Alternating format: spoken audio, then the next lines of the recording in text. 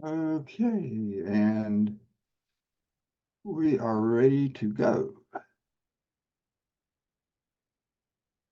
So, today we're talking about a new product, and it's really probably one of the secrets of the Mediterranean diet and why it works so well. And it is, of course, as probably most of you know by now, our olive leaf extract. And we'll talk a little bit about it from a food standpoint first, because essentially, when you really get down to it, the supplements we make are all food concentrates, really. Uh, Things that you can find in foods almost always, and things that you can increase the amounts of to improve nutrition. And that's really what it's about. But, good nutrition really does start with food. So we'll talk about that for a little bit first.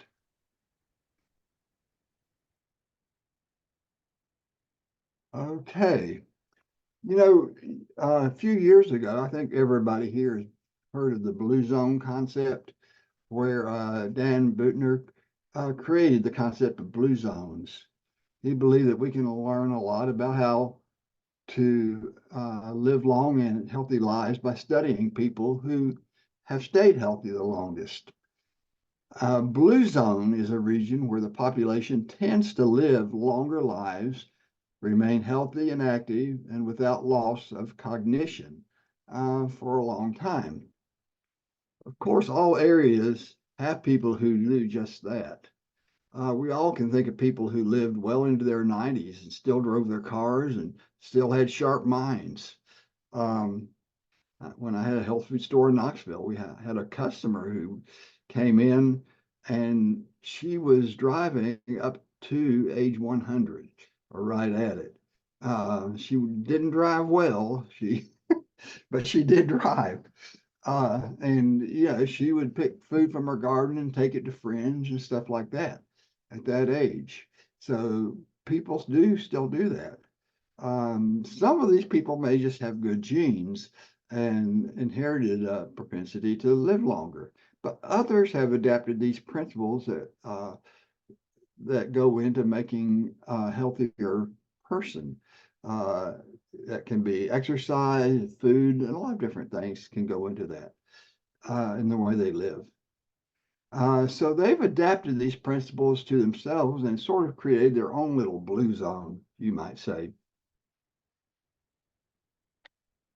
Now, the blue zones themselves, there were five of them that he identified.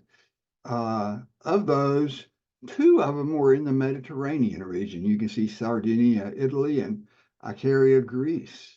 Um, those two areas uh, are in the heart of civilization in a way, very old histories. Uh, but, something that's been characteristic of those areas for thousands of years has been the use of olives and olive oil in cooking. It's been a really pretty predominant characteristic. Sardinia, Italy, they eat a small amount of meat and fish, but largely plant-based diet. Uh, and the word sardine actually comes from Sardinia. They eat a lot of grain and a lot of dairy from sheep and goats, not cows, really. Most of the rest is foods or vegetables with a little bit of fruit and olive oil. Men live as long as women do there, which is kind of unusual. But what local researchers have found that was most associated with longer lives of the men was to work in the mountains caring for flocks of sheep and goats, probably just out getting a lot of good exercise, um, as well as a good diet. What mostly characterizes their diet is pasta with vegetable spices, sheep or goat cheese, and a glass of wine. So also a very high calcium diet. In Icaria, Greece, which is off the coast of Turkey, most of it is a plant-based diet. About 5% what you call red meat, 6% fish, A lot of fresh wild greens, dandelion, purslane, arugula. Uh, two of those are ones that you can pick in the wild here. We have dandelion and purslane growing. They're good foods. I recommend you be careful about where you get some of them because, if you are getting them out in your yard and you put pesticides out to protect the grass in the yard, you might be getting some things you're not wanting to get. But if you get them from a good location, these are great wild foods that you can get for free. Uh, these people take regular naps, may be important, consume lots of olives and olive oil, low stress environment. Black-eyed peas and chickpeas are staples of their diet, very good sources of protein. Put fresh lemon juice on most foods and eat whole lemons. I'll have a hard time handling that myself, but I guess it works for them. They eat a lot of fresh herbs and spices on food and as tea. And, the herbs and spices really do a lot. I've gotten where I use a lot of onion and garlic in my own cooking, particularly, as well as other herbs and spices. But these really contribute a lot to your diet. But olives, let's just talk about olives for a little bit. That's one of the real characteristics, and many people think that the olives are really the key to the Mediterranean diet and why it's healthy. It's probably not the only thing because they do eat a largely plant-based diet with a lot of fresh fruits and vegetables. But, it is something that's unique in a lot of ways to that region of the world or to their food. Olives are quite rich in vitamin E. And vitamin E is it's kind of an unusual antioxidant. Um, but what it does is a lot of antioxidants will kind of set off a chain reaction. Like something's oxidized and the antioxidant does that, but that in turn reoxidizes and makes a chain reaction. Vitamin E is considered a chain breaking um, antioxidant in that it doesn't have that kind of snowball effect. And so it's a pretty powerful one that's found in the cell membranes of healthy people. It also has a lot of phenolic compounds with antioxidant and inflammatory properties. These phenolic compounds are also modulators of cell growth and metabolism. And there's a lot of work to be done, but there's really a lot being done, and it is known about some of the benefits of olives and olive polyphenols and phenolic substances. Now, the fats in olive oil themselves are actually pretty good as well. So that's always been a question in a lot of research about, well, is the benefits you're getting from the fats in the oil or is it from the phenolic compounds in the oil? And we'll answer that question as we go along, or partially at least, but it's a combination of both, really, I think. But oleic acid, which is a long chain monounsaturated fatty acid, is by far the most important of the most plentiful of the fatty acids in olive oil. It doesn't lend itself to lipid peroxidation, so it's good for cooking, and it doesn't form harmful chemicals very easily due to being monounsaturated. So that's one of the really nice things about it. There's also linoleic and linolenic acid in there. Stearic acid is in it, but not real high percentage. Stearic acid is sort of a neither good nor bad fatty acid. It's kind of one of these that they haven't found much problems with it, but not much benefit either. But not a whole lot of it there.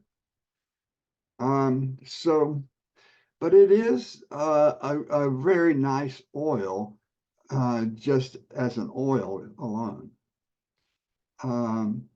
Olives themselves are also eaten. You can see green and black olives.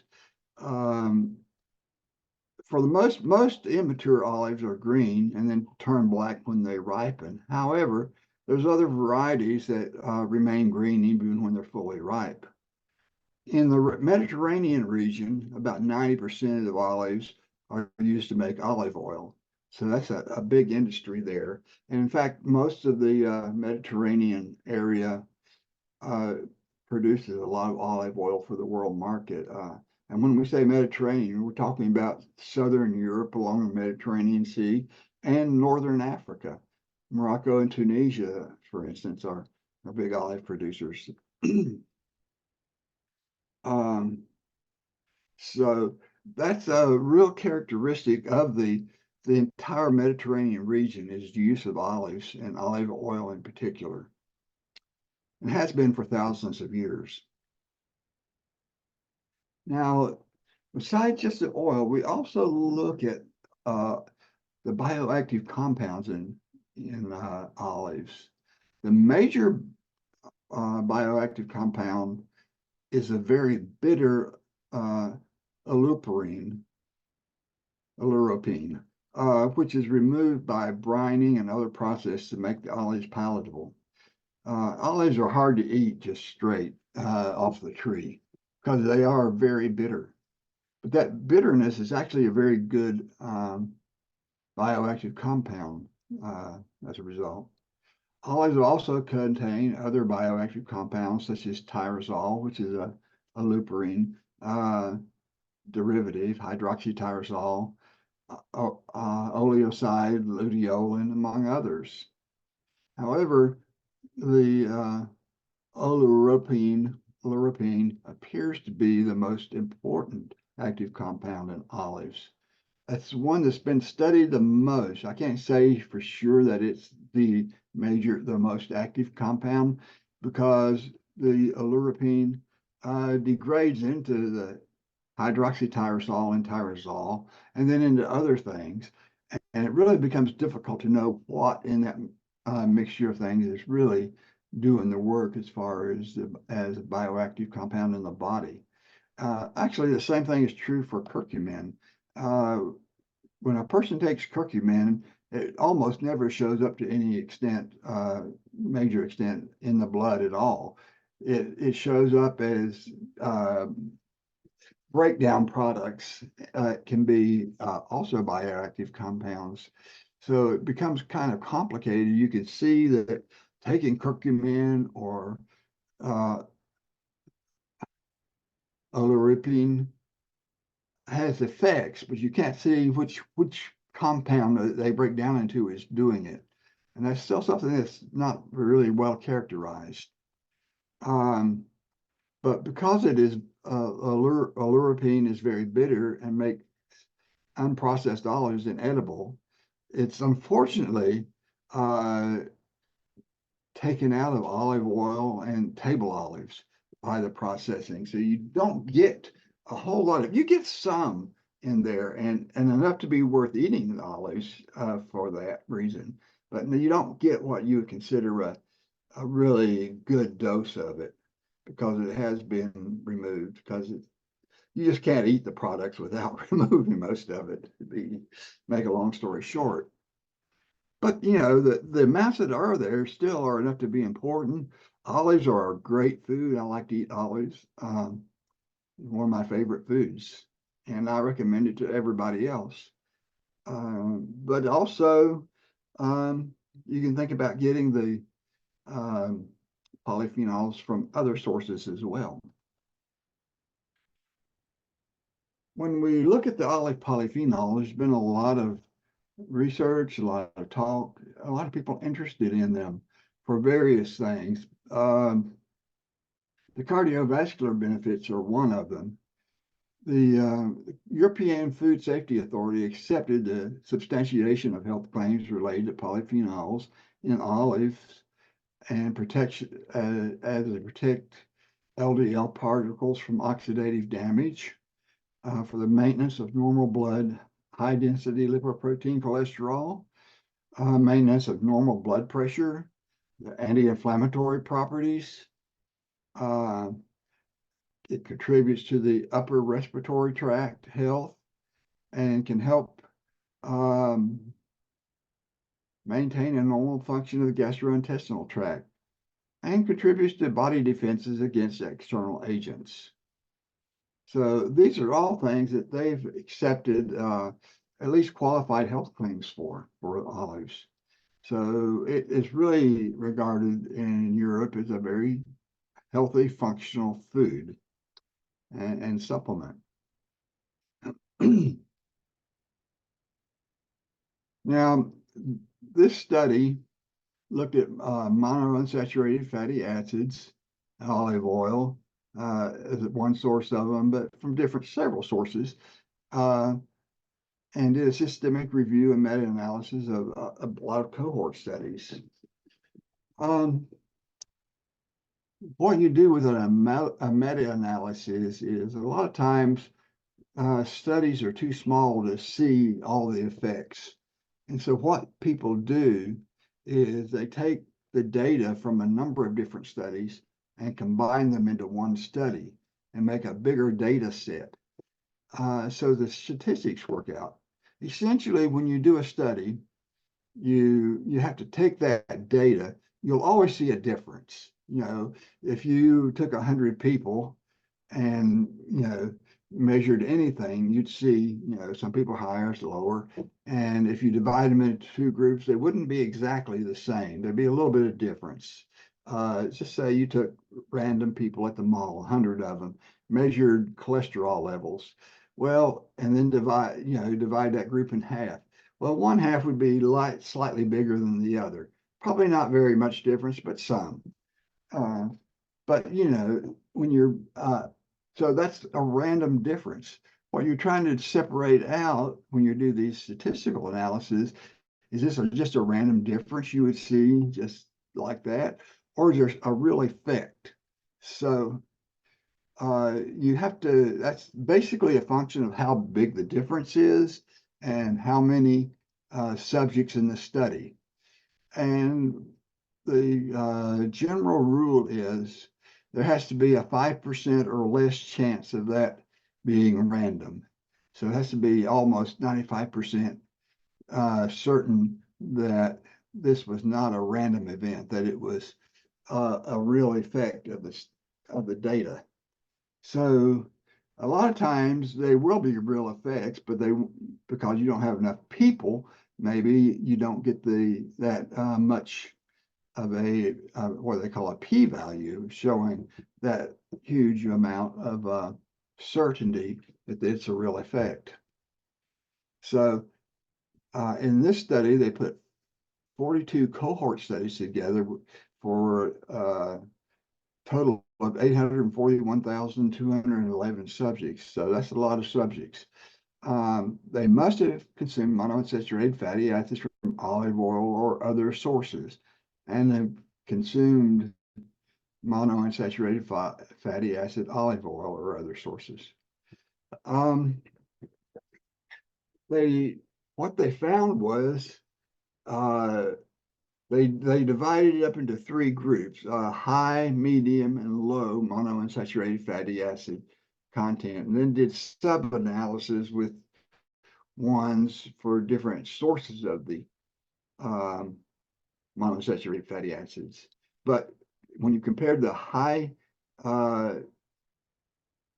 group with the low group, you had an all-cause mortality rate decline of 11%, cardiovascular mortality rate of 12%, cardiovascular events decreased by 9%, stroke by 17%. So those are pretty good numbers for a large cohort study. And those were all significant. I particularly like seeing the all-cause mortality numbers because you can say that, well, if you, for instance, you had cardiovascular mortality drop by 12%, but then you could say, but did something else go up and account for that? If you killed them all off with cancer before they could have a cardiovascular event, you haven't gained anything really. But when you put all-cause mortality into the mix here, people just simply lived longer too. So you don't have other potential causes of death being part of the equation there. It was interesting. It appeared that only olive oil seemed to be associated with reduced risk of cardiovascular disease. The other sources, which could be from animal products and things, milk or whatever, didn't seem to really have much benefit. So that was kind of interesting. And that was followed up about 6 years later. Um, and another study looked at high polyphenol extra virgin olive oil versus a low one. It's basically what you're looking at is a highly refined one. You know, you could go to the store and see a light golden color olive oil, just, you know, almost clear. And you can see the very dark green ones. Well, those very dark, less refined olive oils will have a lot more of the polyphenols in them. The things that you're looking for as far as the active components. The oil themselves won't be that much difference, but the polyphenol content will be very much different. There again, they looked at high versus low polyphenol content. This was another meta-analysis and included 26 studies. The less refined, the high polyphenol olive oil was much more effective for lowering malondialdehyde, oxidized LDL cholesterol, total cholesterol, HDL cholesterol. So, you know, it had a great cardiovascular benefit to have the high polyphenol, the less refined olive oil. Big difference, same oil, but a big difference in how you refined it. So that really showed that it's not just the monounsaturated fatty acids in the olive oil that's given those cardiovascular benefits in this study or the one before it probably, but really what it is, a large part of it at least, are these bioactive compounds that are in the olive oil. However, you know, it's kind of inconsistent. When you go to the store and buy olive oil, you never know how much you're getting of those polyphenols. But fortunately, some of these studies, I think, did measure, you know, the actual content so they could compare high versus low. Well, how about the daily product, the olive leaf extract? If you can get it from olive oil, why would you want that? Well, simply put, you're pretty limited on how much you can get from olive oil, even with the high polyphenol olive oil. Because there again, if you get a high dose of it, you're not going to like the taste of the olive oil. Or if you're eating olives, you're not going to like the taste of the olives. But, you know, sometimes we find that what works with whole foods does not translate well to supplements. Because some important bioactive compounds have been removed. You always have to think about if you make an extract where you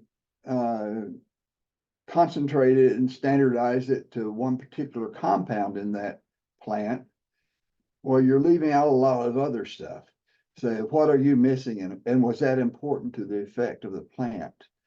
And that's true potentially for olives as well, because, you know, if you take out just the extract and just the polyphenols, are you missing something else in there?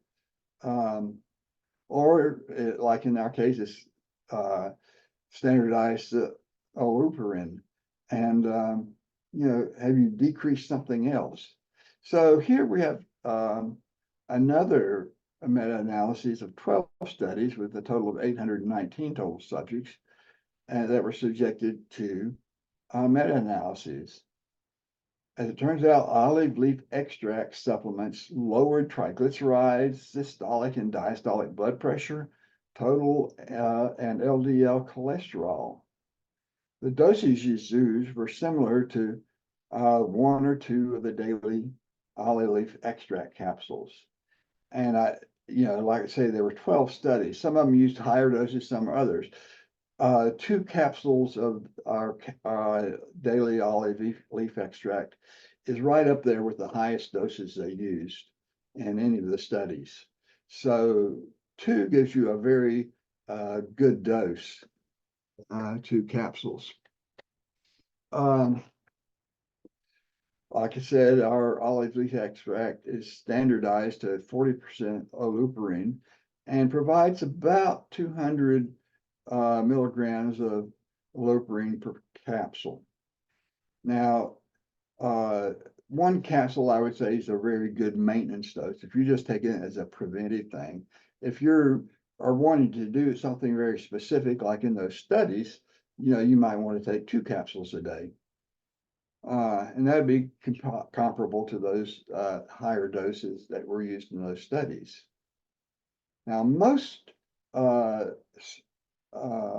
studies have used extracts to standardize to oleuperine, but some have standardized it to hydroxytyrosol, which is a derivative of oleuropein. So, which is better? It's hard to say.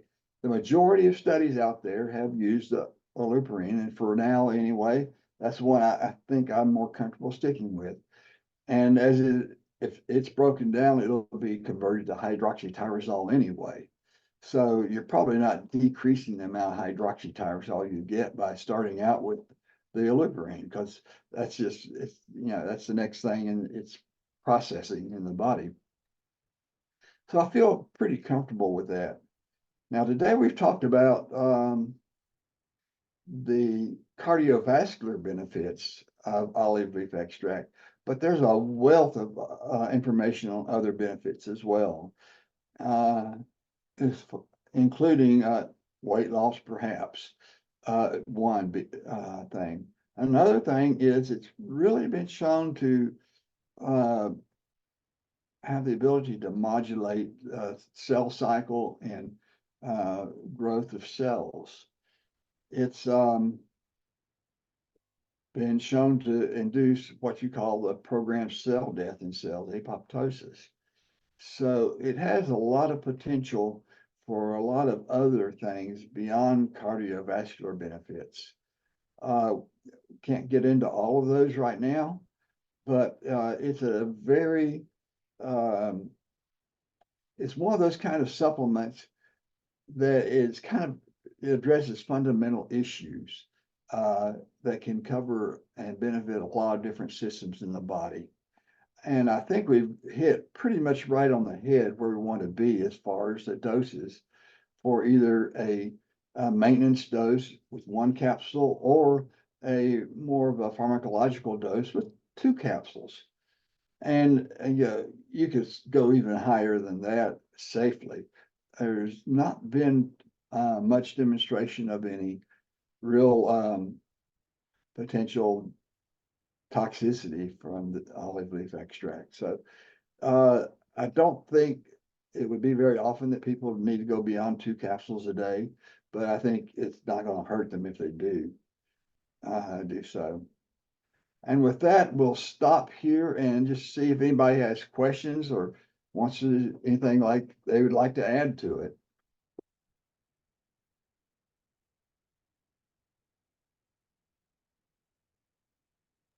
Jim, I was looking at some of the other olive leaf extract products, and one of the main headlines I see is from non-GMO olive trees. Is that What? something that not non-GMO olive trees? Is that something that we are providing as well? A product? Non-GMO. Yeah.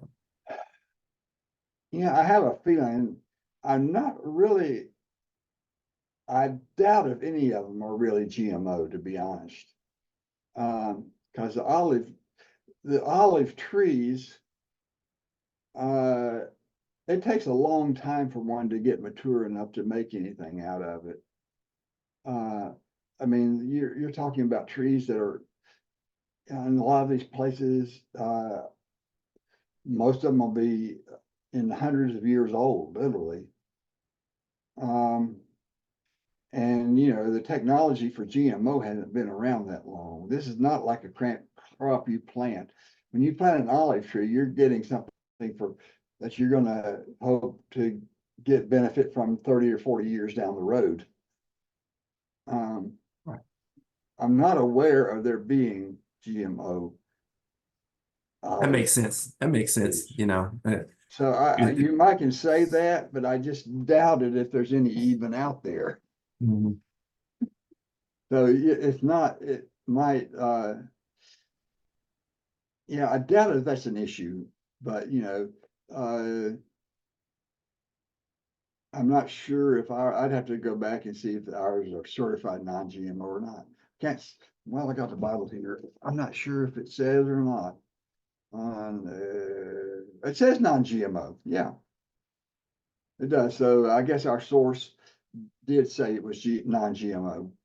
I don't know why that would give some people comfort, but I think probably everybody's is, to be honest. That's good. But yeah. Anybody else have any questions or observations? Actually, from what I can tell, our price is in a pretty decent range compared to most people. So I don't think I think it's a price competitive product as well.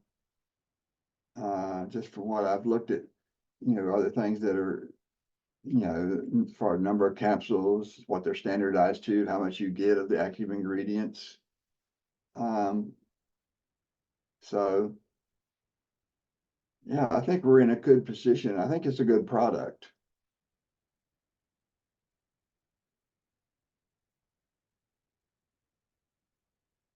Anybody else want to add anything or have any questions? Or are we ready to go? Well, here's just a random question. What's your favorite? Do you prefer the green variety, or are you a Kalamata olive person? I like green olives, but I don't care much for the black ones you get in the cans. Mhm. Personally, I like. Actually, I like to go to the Olive Bar. They have a bar just with olives you can pick out of at Whole Foods. Mhm. And I like to get I get a sort of a sampling of several of them usually and just mix them all up.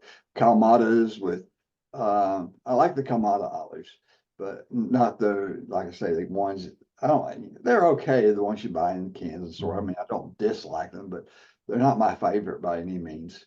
But I like to get a mixture of Kalmatas and the other green olives and different things. And it sort of gives me some variety, I guess. Yeah.